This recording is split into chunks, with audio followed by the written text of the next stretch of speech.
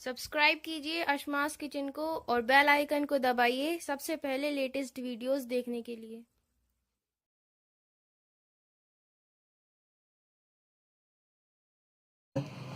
Hi friends, my name is Safak and she is Rosa. Welcome to Asma's Kitchen.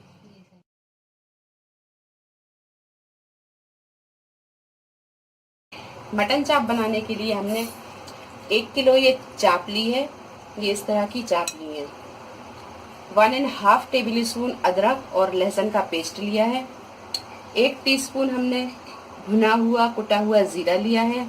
1 नींबू का रस, fry करने के लिए तेल लिया है। 1 टेबल स्पून हमने यहाँ पे कॉर्नफ्लोर लिया है और 1 टेबल स्पून हमने यहाँ बेसन लिया है। 1 टेबल स्पून पिसी हुई प्याज ली है। आधा छोटी चम्मच काली मिर्च ली है। 1 टेबल स्पून धनिया पाउडर लिया है। इधर हमने धनिया पाउडर लिया है, इसकी जगह आप भुना हुआ कुटा हुआ भी धनिया ले सकते हैं। 1 टेबल स्पून हमने यहाँ लाल मिर्च पाउडर लिया है। 2 टेबल स्पून दही लिया है। आधा छोटी चम्मच हमने गरम मसाला पाउडर लिया है। फूड कलर लिया है। 2 पिंच नमक स्वाद के अनुसार। तो एक कुकर में हमने ये सारी चाप को रख दिया है और इसे हम बॉईल करके बनाएंगे। आप अगर चाहें तो कच्ची चाप को मेरीनेट करके वैसे भी बना सकते हैं। सारे मसालों को इनमें डाल के मेरीनेट 2 से 3 घंटे के लिए कर लें और फिर डायरेक्ट तेल गरम करें और तेल में से फ्राई करना है। तो हमने ये प्याज पिसी हुई डाल दी है। इसी में ये अदरक और लहसुन का पेस्ट भी डाल दिया है। ये काली मिर्च भी डाल देंगे और ये आधा इसमें हम गरम मसाला डाल देंगे। नमक स्वाद के अनुसार डालेंगे।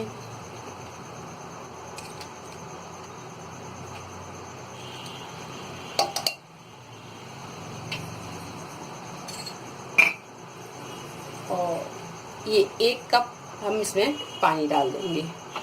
पानी इसमें हम कम डालेंगे क्योंकि इसमें से पानी, गोश्त में से पानी निकलता है। तो ये पानी डालने के बाद में हम गैस को ना ज़्यादा फुल पे रख के मीडियम फ्लेम पे रख के इसे हम 1 से 2 सीटी आने तक गलाएंगे और इसे हम ओवर कुक नहीं करेंगे। इसे हम कम ही गलाएंगे। इसके बाद हम इसे मेरीनेट करके फिर इसे फ्राई करेंगे। जैसे 2 सीटी आने तक हम इसे गलाएंगे और इसके बाद हम गैस को बंद कर देंगे। इसे हम ज़्यादा नहीं गलाएंगे और गैस का फ्लेम हम मीडियम पे रखेंगे। 2 सीटी आ गई हैं और 2 सीटी आने के बाद में हमने गैस को फौरन बंद कर दिया था और फिर इसे अपने आप ठंडा होने दिया। तो अब हम खोल के देखेंगे।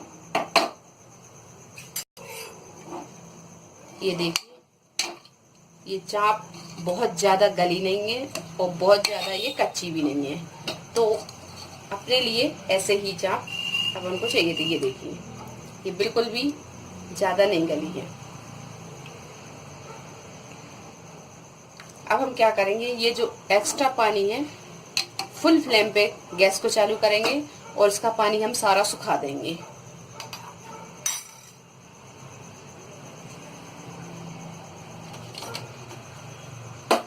तो अब हम गैस को चालू करेंगे और इसे फुल फ्लेम पे चलाते हुए हम इसका पानी सुखा देंगे।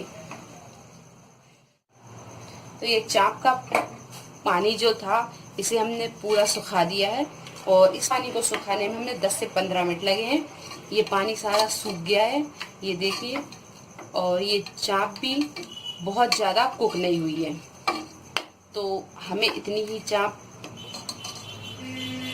कुक करनी थी, बस इतनी।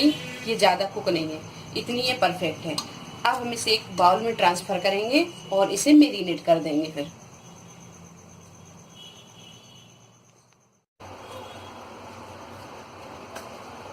तो ये चाप थोड़ी ठंडी हो गई है। अब हम क्या करेंगे, ये जो दही है ये दही डाल देंगे हम।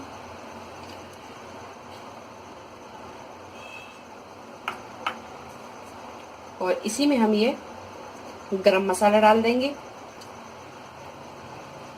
आधा हमने बॉयल में डाला था। और ये धनिया पाउडर भी डाल देंगे हम। लाल मिर्च पाउडर, लाल मिर्च पाउडर आप अपने टेस्ट के हिसाब से कम ज्यादा कर सकते हैं। फूड कलर,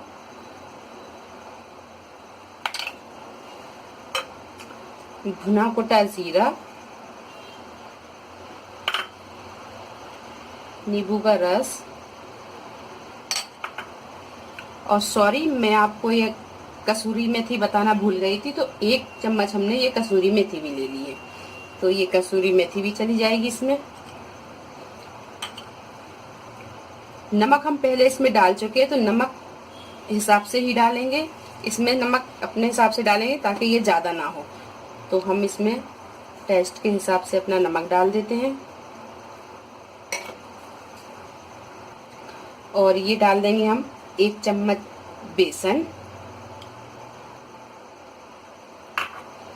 और 1 चम्मच ये कॉर्नफ्लोर।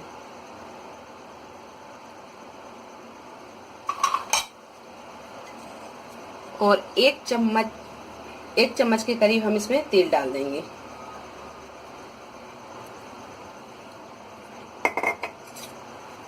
इन सारी चीजों को अच्छी तरह हम मिक्स कर देंगे।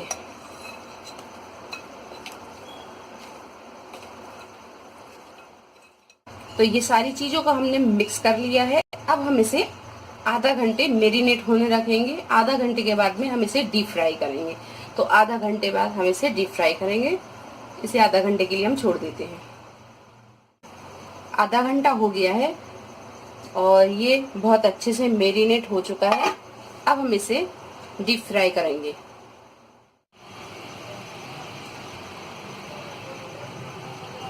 तो कढ़ाई में हमने तेल को गरम कर लिया है और तेल ये अच्छा गरम हो चुका है। ये ज्यादा ठंडा नहीं है और ना ज्यादा ये बहुत गरम है। तो अब हम इसमें ये मैरिनेट की हुई चाप को इसमें डाल देंगे।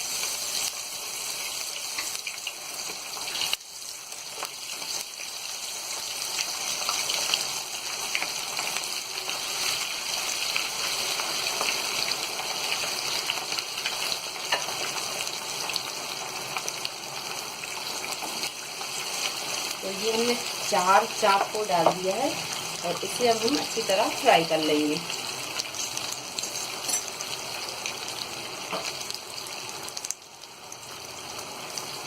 और गैस को हम यहाँ हल्का मीडियम फ्लेम पे ही रखेंगे।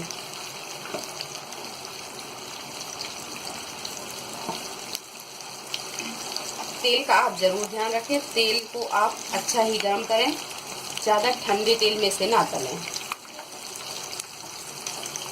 थोड़ी देर के बाद हम इसे पलट देंगे।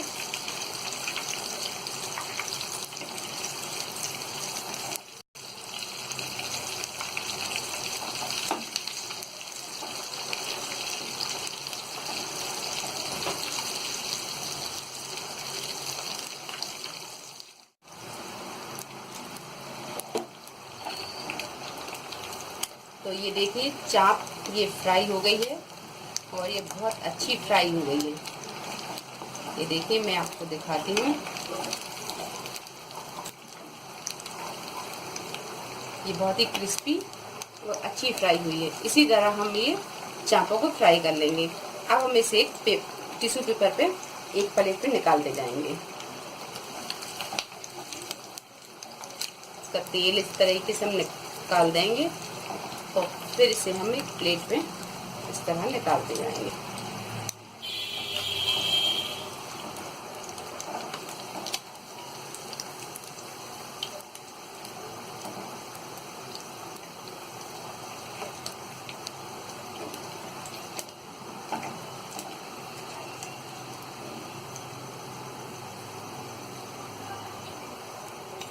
तो इसी तरह हम ये सारी चाप को फ्राई कर लेंगे।